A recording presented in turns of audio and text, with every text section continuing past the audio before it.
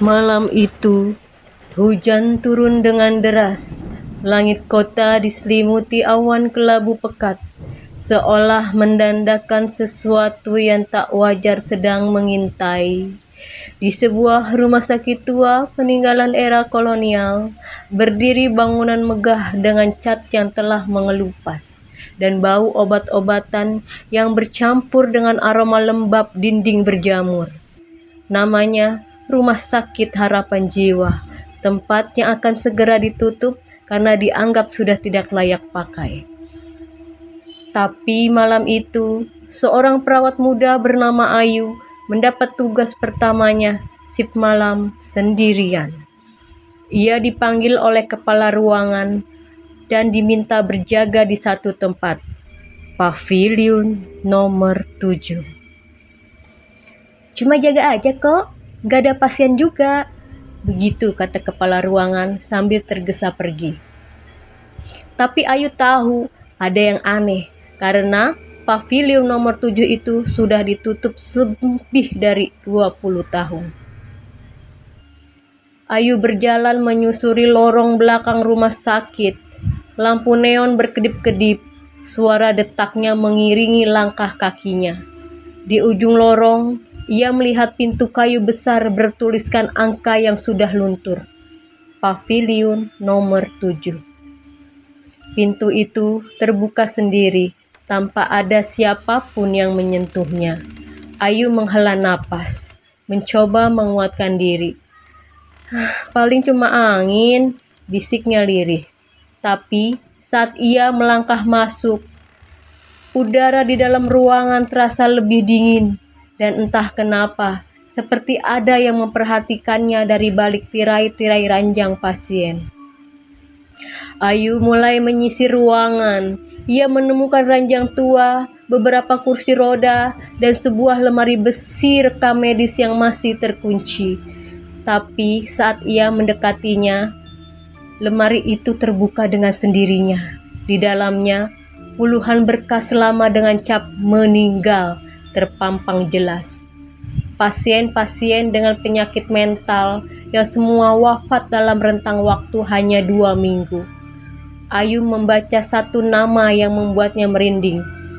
Pasien 027 Ratna Widyasari gantung diri di toilet pavilion nomor 7. Kemudian ia mendengar suara langkah kaki, tapi saat ia menoleh tak ada siapa-siapa.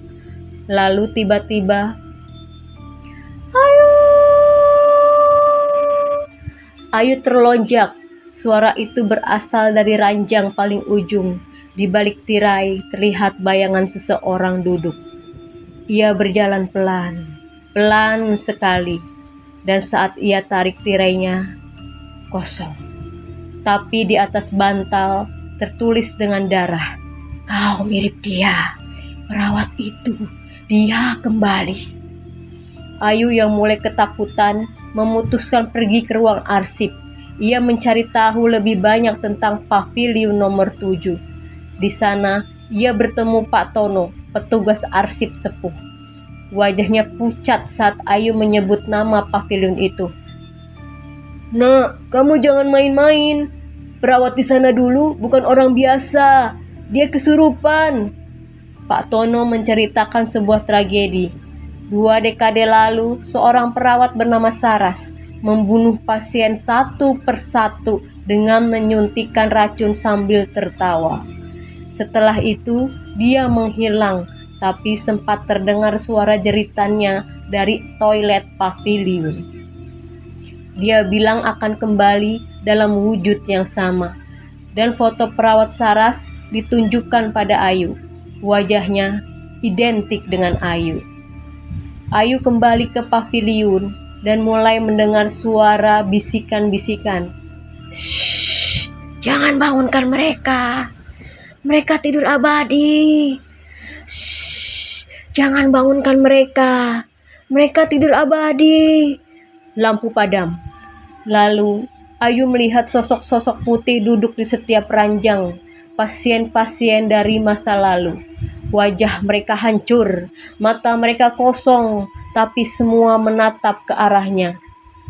Ayu mulai kerasukan. Tangannya mengambil suntikan kosong dan ia mulai melangkah ke ranjang-ranjang menyebut satu persatu nama pasien.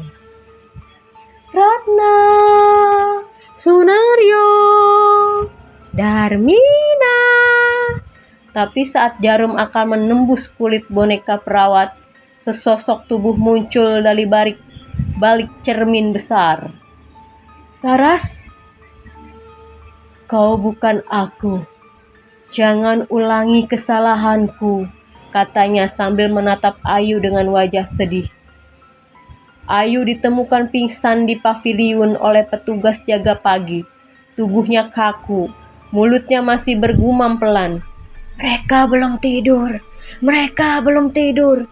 Ia tak ingat apapun, tapi rekaman CCTV menunjukkan hal mengerikan. Ayu berdiri selama 3 jam menatap ranjang kosong dan tubuhnya melayang 10 cm di atas lantai. Paviliun nomor 7 akhirnya kembali disegel, tapi 1 minggu kemudian petugas keamanan melihat dari layar. Pintu itu terbuka sendiri lagi dan di dalamnya terdengar suara perawat menyanyi lagu Nina Bobo, oh Nina Bobo, pelan dan penuh dendam.